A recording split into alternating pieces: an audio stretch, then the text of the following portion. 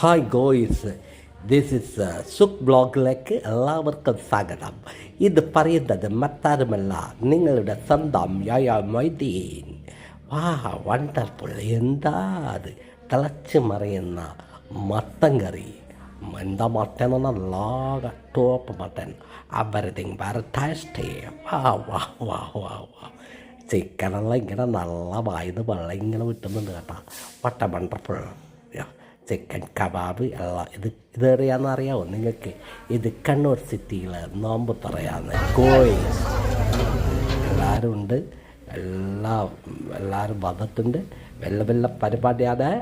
അവരവിടെ മടിച്ചിരിക്കാതെ ഇതാ അച്ചാർ കുമ്മർ.